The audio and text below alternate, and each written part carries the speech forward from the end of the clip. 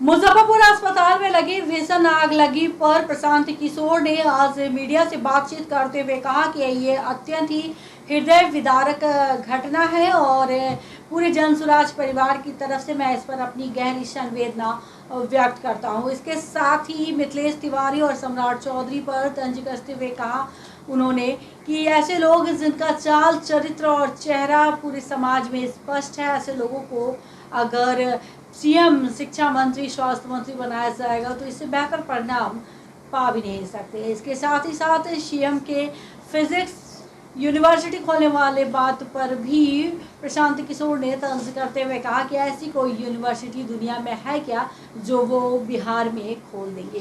क्या कुछ कहा प्रशांत किशोर ने, चलिए आपको सुनाते हैं।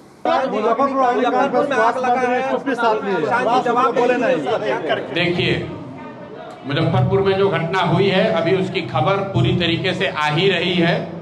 मीडिया के माध्यम से जो जानकारी मिली है वो अत्यंत हृदय विदारक, दुखद है। हम लोगों की जितने भी परिवार के जो हताहत लोग हैं, घायल हैं या जिनकी मृत्यु हुई है, उनके लिए जनसुराज परिवार की ओर से हम लोग संवेदना व्यक्त करते हैं।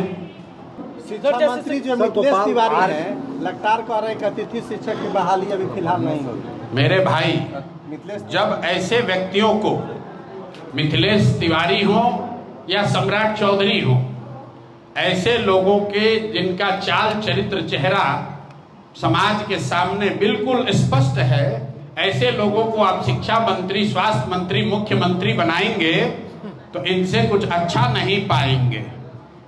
जितना दोष सम्राट चौधरी का है, जितना दोष मिथिलेश जी का है, जितना दोष मंगल पांडे का है, उससे कहीं ज्यादा दोष बिहार के हर उस व्यक्ति का है जिसने सब कुछ जानते समझते हुए भी इन लोगों को वोट दिया है।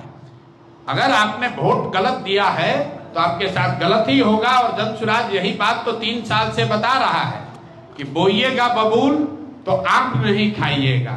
आपने गलत को चुना है तो गलत ही होगा।